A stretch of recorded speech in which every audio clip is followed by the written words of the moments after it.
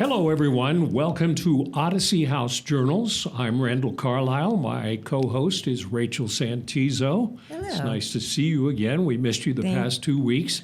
And our guest is Shelley, and we'll introduce her in just a second. We are one of the most watched and listened to podcasts dealing with addiction and recovery anywhere. And I have a plea today for the people who are out there watching or listening to us, if you wouldn't mind writing a review of what you think about our podcast. Could be you suck, or we love you, or anywhere in between, right? I love it. And what that does is it will spread the word about our podcast and enable more people to listen or watch. So if it's on Spotify or iTunes or whatever, we would appreciate it if you just take a second to write some kind of review. Absolutely. And then that way we can either better the podcast or keep going as we're going. It's super important. And we have thick skin. We do. Being in recovery, so you can say you guys are idiots or we enjoy listening to you or whatever. We'll try not to personalize. No, it'd be nice to be able to get some feedback from people, because we have, you may not know this, we do analytics on the podcast, and we actually have people watching all over the world. Oh, wow. Yeah. Okay. I mean, just a few, like last time we checked, we had 5 in Ukraine and a couple in Russia. Oh, wow. And some people in Belgium, and it's Ohio's a big one. Yeah. And I don't know, it's just strange that when you throw something like this out to all those different resources that broadcast it, it's interesting to see who tunes in. Yeah. That's awesome. So I didn't mean to make you nervous or anything. You're watching people around the world right now. So our guest is Shelley, and I've got to confess that one of the reasons I asked Shelley to be on our podcast is she spoke to our family support group, which we have every Tuesday night. And she was so inspirational that I thought, God, it'd be really great to have her on a podcast. So Thank you for inviting me. yeah, and you were I'm honored. You were just wonderful. Thanks. And you inspired a lot of the people who have loved ones in addiction. The fact that there is hope for recovery, and I think, and you inspired me as well, because it's never too late would be an expression that applies to you, right? You want to tell us a little bit about your story? Yeah. Well, I'm an alcoholic. In recovery. In recovery. Okay. Yes. I'm in recovery, lifelong recovery. I've been about 20 years in my addiction. I have relapsed. I've been to other programs before and have relapsed. So I'm a relapser. We all are. Yeah. Yeah. And so I turned to Odyssey House. My life had just gotten to where it just started getting out of control. And I was pretty much homeless. It got to that point. Homeless, jail. Here in Utah? Yeah. I'm originally from California. I just moved out to Utah about 2.5 years ago with my ex.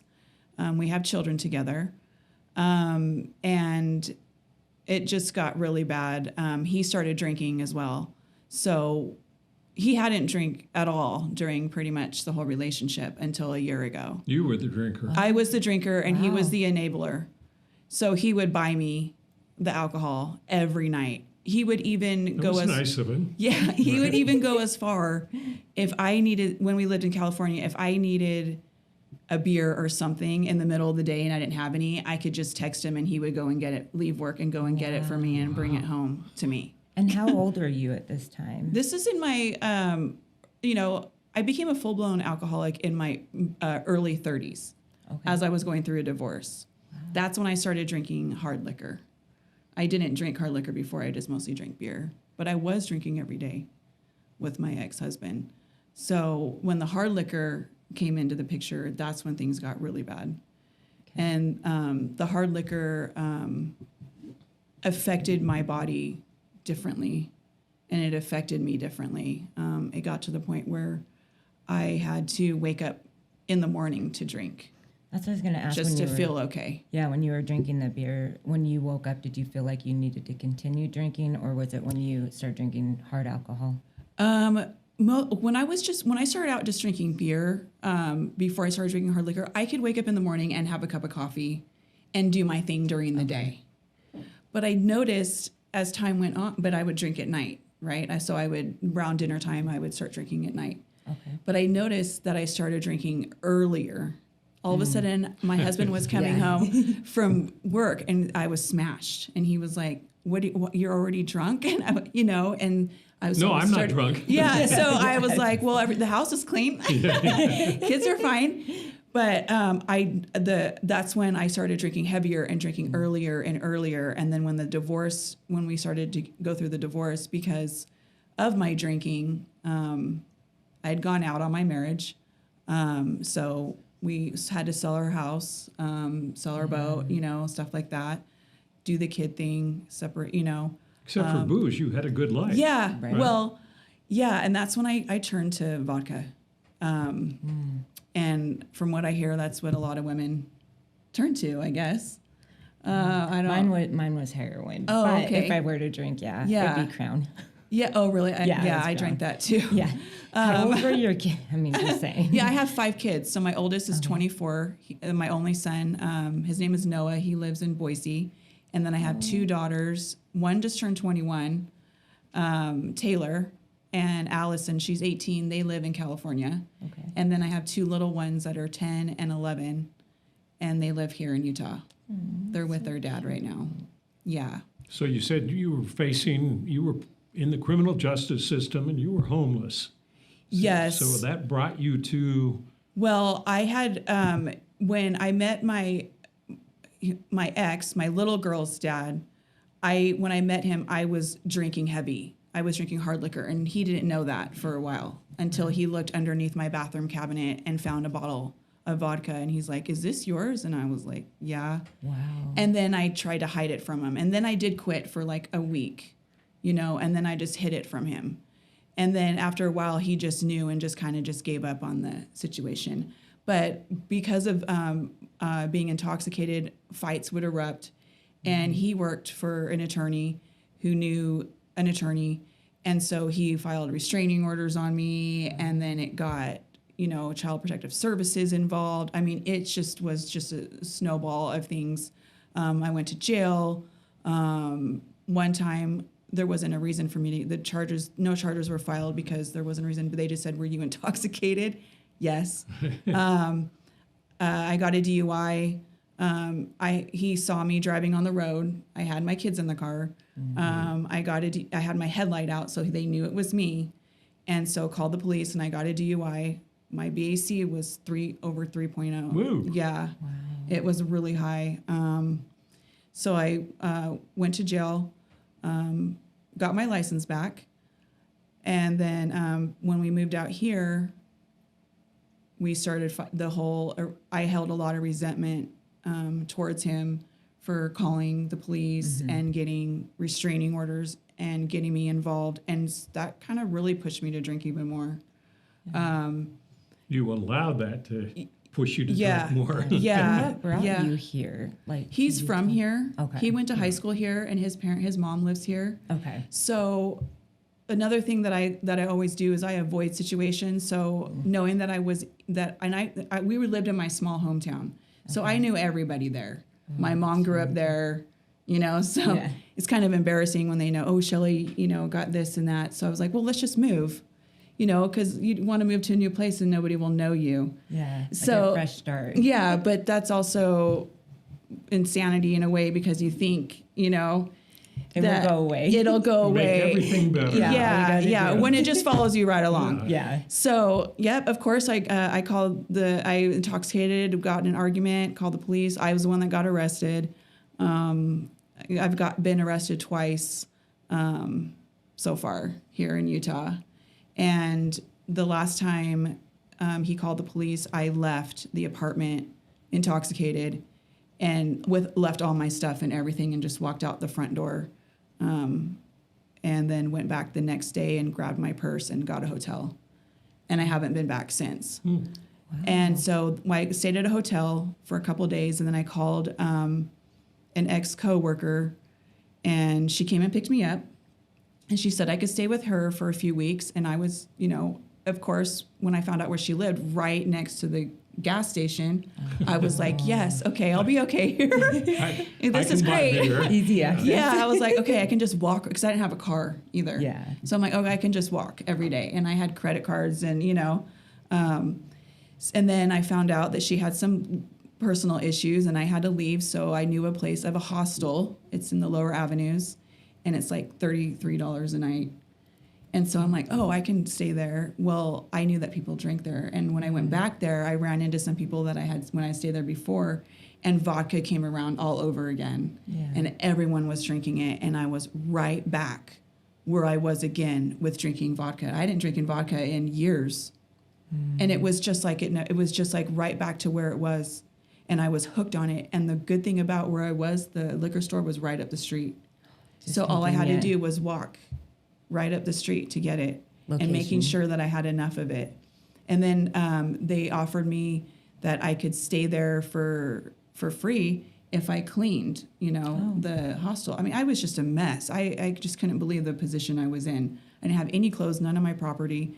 And so I said, yeah, okay, but I was so hungover, and I had to drink in order to feel good, that I just finally, nobody even told me, I just said, you know what, I'm done drinking. And I quit, and I withdrawed for, a little bit. And then first place I called was Odyssey, and they were willing to come and get me that day. And I was like, okay, that's great. But I had some, personal business to take care of before I left. And so then they really worked with me, and we set a date for Tuesday, and they came and got me Tuesday. And as soon as I sat out that side of that hostel, and this is Owen, I think, that picked me up from admissions, it was like I felt saved. And I just got in there with just like a couple bags, and some of the women knew about Odyssey and had tried the program, but it's just something you got to really stick it out and really grasp, how it works. Yeah, and you have to your own experience with it. Yeah. And so they kind of, it made me think, but I'll do whatever it takes at this point for my life, because otherwise I'm just going to drink myself to death, because I didn't have my kids, and I just felt like the whole world was just crashing down on me, I was living here. I didn't know anybody, no money. I had like a few credit cards. And so I just said, that's it. And then when I got to admissions, I was still detoxing a little bit, but I did okay. They were able to get me something to help me with the withdrawals. Yeah, when you were detoxing, were you afraid, just quitting cold turkey? I was, but then I was okay. I was sick, for a few days, but I was okay. And when I got to Meadowbrook, the ladies were so great to me, and it was so nice to finally go somewhere where everyone is just like you, Yeah. And they're like, it's okay, and help me through the process. And at first it was hard for me, because it was, all the rules and the lingo, especially. Yeah, that's difficult. Yeah, yes, I was like, what is language? Yeah. It was hard, and there were times that I thought, maybe I should leave. Maybe this program isn't for me. But then I kept listening to other therapists saying, just keep, and other peers, just keep giving it a chance. And I have, and now it's like I get it, I understand it, and I'm thriving really well in Odyssey, and it's different from the other ones that I went to, because it doesn't just work on your addiction. It works on your core issues, and it gives you learn boundaries, which we have none when we get in there. No boundaries at all, not even with ourselves. Right. So, and also all the thinking errors that you learn about. I mean, just so much stuff you learn about yourself. And I feel like this is a true treatment program compared to other ones that I've been to. I love that. Yeah. How long have you been in Odyssey, and how old are you now? Time span. Let's see, I'm 45. Nice. I've been in Odyssey for a little over 2 months. So incredible. Yeah. Wow, what a transformation. Yeah. you Just know. like that. in Yeah. 2 months. And the fact that you wanted it, okay, was, I think, the significant factor, and the Yeah. fact that you're willing to stick it out and learn the lingo and learn the rules and then Yeah. delve into yourself. And you and I were talking on the way over here that that's one of the reasons why people leave, because digging into your own issues Yeah. is one of the hardest things It for is. any of us to do, right? It's scary. It's Oh, incredibly yeah. scary when you think about it. There's the fear attached to it, and then there's pain when it comes to that. Yeah. And it is scary. It is. You have to really get honest with yourself and be vulnerable. And this is the first time that I've actually done it. Other times I didn't want to talk about certain issues or even realize that I didn't love myself. And it was probably about the fourth night that I was there that I started crying, and I thought, I don't even love myself. I don't love myself. And that's when I really felt like I was coming finally at a point in my life that I am tired of this life and I am ready for a change, and I know that I'm a better person than this and I can be successful. So I just grasped onto it, and I just asked so many questions and just want to know and just really get down to the deep core of who I am, because I didn't know who I was. I was just drunk, Right. just all these scars inside me, and, not realizing that a lot of it had to do with childhood trauma and how to deal. I didn't know how to emotionally regulate Oh, yeah. at all. Yeah. Like people they're like, we can't even imagine you being intoxicated and being mean ever. And I'm like, oh, you don't know. I'm a completely different person and Yeah. not very nice.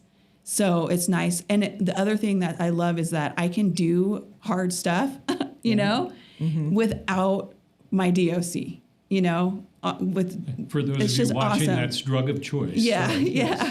so- So it's an amazing, freeing feeling, and I wake up happy every single day.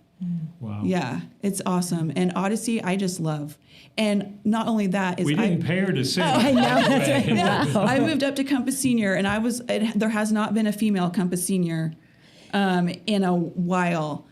And just 3 more females moved up to Compass Senior yesterday. Oh my gosh, what Yes. department are you in? So Compass Senior is Yeah. the 3rd level. There's 5 levels. So at the 3rd level, you also receive a job in the house. Yeah, so I'm in onboarding. Yes. Yeah, so you I'm in, should be, yeah. Yeah, I'm in onboarding, so I get talk to the new admits, and I make sure that they have everything that they need when they check in, and they on their checklist, and I prepare packets and all of that. I also facilitate good feelings in the morning. Yeah, I can and see so how you'd be successful at that. Exactly. yeah, so everybody respects me in there. So and then I also do CWCs. That's when you tell your story, and then you're welcome to the community, and then that's when the work really starts. When you move up to Compass, I believe is in that peer group is when you really start to see the program working.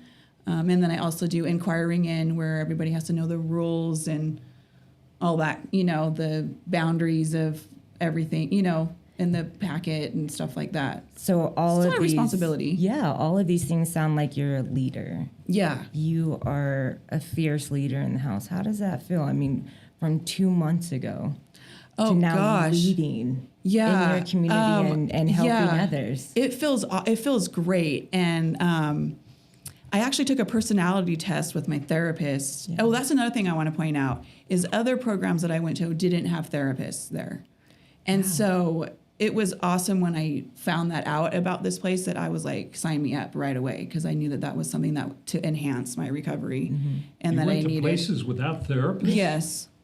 Yes. What? That's here Yeah. or in California? California. Maybe it's because That's I lived in interesting. a really small beach town and they didn't have as much to offer. It just shows like in But- rural areas Yeah. how much work there still Yeah. is. I mean, the only That needs to be programs I done. can think of around here are different programs like the Other Side Academy or Red Barn, where it's just pure support and you work real hard, and hopefully that changes your lifestyle choices, but they don't have therapists. But everything else, I can't imagine going Yeah. to a place with, well, It makes Well, me sad. the residential one that I went to didn't have therapists. Now I think about it, I did an outpatient for a year, and they had therapists. Okay. As soon as I graduated that outpatient, I drove straight to the liquor store. It worked really well. After a whole year. Jeez. I couldn't believe that. Yeah, Yeah, that's how powerful. it is. It's very Yeah. powerful. I'm trying to think what you told our family support group and what you just said about when you were in the hostel. Everybody wants to know what was the point that made you seek help. And Yeah. was it, and because everybody would like a magic little thing saying, Yeah. this is how you do it. Yeah, But you know, I was laying in that room in the hostel with alcohol there, looking at it, didn't have my kids, and I can't tell you how many times I've been in this position, and I was just sick and tired of this position, and I knew that I was just better than this, and I needed to get up on my feet, and I did it. My mom didn't call me to tell me to do it. My daughters, nothing. I turned around the next day and called them. I said, guess what? I'm going to rehab. And they were just like, what? You did that all on your own, Shelley. And I said, yeah, that's right. I did it all on my own. And I'm so glad that I did. It's just been an amazing journey. And I've met so many amazing women and men in the program.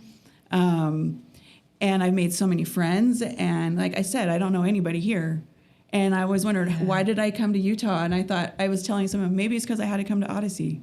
Yeah, You never right? know. Like it's played out for you. Yeah. Where do you see yourself? So you're doing so well. Like, where do you want to be? Where do you see yourself at the end of your residential treatment and then after? You know, I thought I've always wanted to be a chef. But then I thought, now that I'm kind of clear-minded, that'll be a lot of work at my age with, you know, all the kids. And then I wanted to go into the dental. I've been a dental assistant before.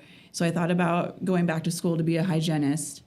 But then I took a personality test, and it said that I'm a leader, which it came out. And it said all these things, like maybe get involved in some kind of leadership role. Yeah. So that's kind of inspired me yesterday. Maybe this is where I'm being led, you know? Yeah. So I'm just kind of just rolling with it.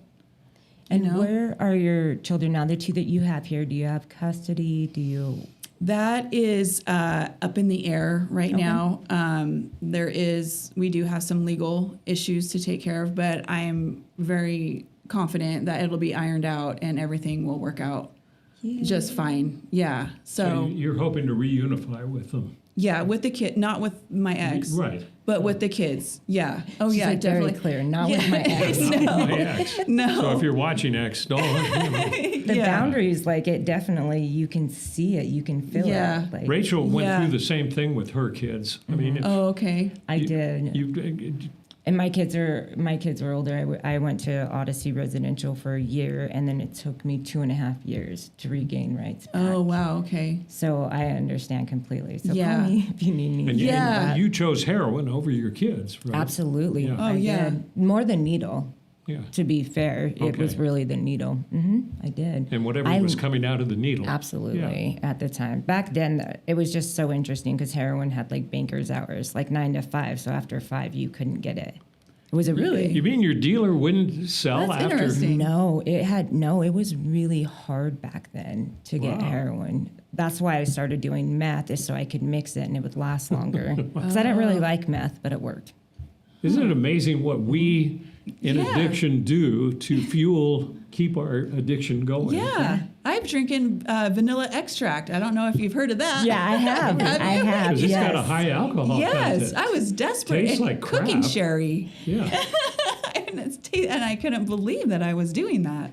But you're just so desperate, you know? It's terrible. I We think had- back, it's just a terrible feeling. I was connected to Harmon's grocery stores here, and when I was working a morning shift, we had people standing outside the door at 6 a.m., and they would come in and they would buy Harmon's brand of mouthwash. And they wouldn't even buy mint flavored. They'd buy this one that tasted like the old Listerine taste Oh, okay. brown one. and to drink. Yeah. And I got to know this one guy, and I said, "How do you drink that?" And he described it. He said, because he just went out in the alley beside the store, and he'd say you do enough pulls you can feel the warmth spreading throughout your body, and then I'd puke. And I'd do that through the whole bottle. Boom.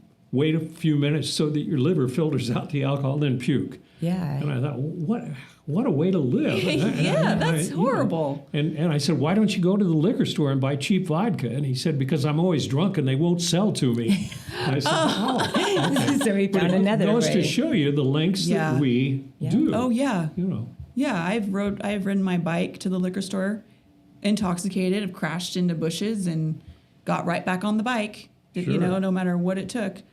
At the hostel, even if I was so hungover and felt so sick, and dragging myself, the only thing I think about is once I get there, when I take that first drink or 2 drinks, I'll be okay. That's all I cared about. I have to ask, what's a hostel? Okay, the hostel. I know everybody asks that. Yeah, and like, wait. It's a place where like travelers come through and they just stay for like one night. It's like a basically it's like a dorm. So there's bunk beds. And it's bigger in Europe. There are youth hostels all over Europe. So if you wanted to travel Europe really cheap, you can find hostels almost anywhere. Yeah. And they're not necessarily very nice, but they're cheap. Not. Yeah, they're cheap. Okay. Like you can get a private room for like $50. And then I got one with other bunk beds, so you have roommates and stuff. And then they put out like a free breakfast, but it's like a rundown kind of. It's a funky place. Okay. But some people live there, and I ran into a couple people when I went because I stayed there one other time when my ex and I separated, and I met some people. And so when I went back in July, in July of this year, they were still there. I don't know about you guys, really. but the freeing feeling it was one of the things I appreciated about sobriety is that you don't wake up in the morning, in your case looking for heroin, in our case looking for alcohol. Yeah. And it's not anything that enters your mind. Yeah. It's just freeing. Yeah. And also I don't have when I do get a car, I don't have to worry about that I'll get a DUI. You know, don't worry when I see the cops, you know, in the rearview mirror or whatever. You know, and I also say, you and I are similar. The first time I remember when I was, because it used to scare the hell out of me if I'd see a cop and I'd just sit there like that and I'd drive through, don't drunk. stop me. Yeah. And then when I got sober, it's like I drive by a cop and I'm thinking, go ahead, pull me over. look at me, Right, please yeah. look at me. Yeah, I'm sober now. Yeah, it's definitely a freeing feeling, not being I just think about all the stuff that I did, I would fake to drink coffee in the morning with my spouse to make it look like I was drinking coffee, but I was actually drinking alcohol. Yeah. You know, little things like that. Or I wouldn't want to eat because I wouldn't want it to absorb the alcohol and I'd lose my buzz. So I wouldn't sit down at the dinner table with my family and he would say, aren't you hungry? Oh, no, I ate while I was cooking. Yeah. You know, all the excuses that you make that goes along with it. What are you Wild. most excited about? Now that you're freed from the shackles, right, and you're learning to love yourself, what are you most excited about? Oh, I'm excited for my future. I am taking any doors that open. You know, opportunities arise every single day, and I'm actually feeling like, you know, I'm going to go for for these things, and it's an amazing feeling. And I've always I was in isolation for so long. I wouldn't shower for days. Yeah. I wouldn't clean the house, you know. Been there. My spouse would come home and I'd still be in the bed, you know. I wouldn't even go to the grocery store. I would Instacart everything. So all my groceries would get delivered. You know, if we went somewhere, we would Uber with the kids everywhere. It's just, you know, I just can't believe how much you just lose your sense of self and you just don't care. I didn't put makeup on for years. Yeah. I just wore leggings and tank tops every single day. Sometimes the same outfit for 3 days. Wow. Quit job, start a job, you know, quit job because I would think, oh, they know that I'm drinking at work, you know, stuff like that. Just so unhealthy. And I know that I'm better than that. I took leadership in school. I was a cheerleader. Okay. I was a dancer. I was, you know, all of these leader type things. And I just got totally lost for years. I love the trippy. hunger that you have. I You know. are so hungry. Yeah, She's a total inspiration. Yeah. Stay hungry. Somebody Yeah. once told me, it was actually Mary Jo McMillan told me in early recovery, if somebody asks you to do something, say yes. Like for in terms of stepping outside of your comfort zone Yes. to grow and like give back and use your voice. And I love that. Like you're saying that She's ready. naturally. Yeah, it's and what else was I say? When Mario asked me if I wanted to, because I was in onboarding, so I was actually trying to find people to do that presentation to the families. So I was looking for other females, and I was like, I would probably do it. So I gave Mario a list, and then he asked me if I wanted to do it, and I was like, okay. Yeah, I could help, because I understand how it feels to have, because my daughter, she's 21, she's already had a DUI at the age of 19. Okay. And so I worry about her and her alcohol consumption because she could definitely turn into. I told you these 30 minutes would pass quickly, and they have already. Oh, wow. I know. Okay. Yeah, thank you so much. You're You welcome. have such a great story. Yeah. I hope you inspire other people, which I think you will. You just can't give up, no matter what age you're at. Yeah. No matter what age you're at. I'm proof of that. Yeah. I'm older than you, but you're proof of Yeah. that too. Yeah. And you waited later in life as well. I So- did. I was younger, but my kids were older. Yeah. So I Yeah. felt like it was too late too. Good luck Yeah. Thank you at so much. Odyssey, and good luck because Thank you. people will be watching this long after you're gone from Odyssey. Good luck in whatever Yeah, you do, thank and you so much. for I the appreciate inspiration. it. Yeah, of Yeah. course. It was Thank very nice you. meeting you too. Yeah, and you're thank you for welcome. watching. And don't forget to write a review about Yes. what you thought about today's podcast. So thank you for watching Odyssey House Journals.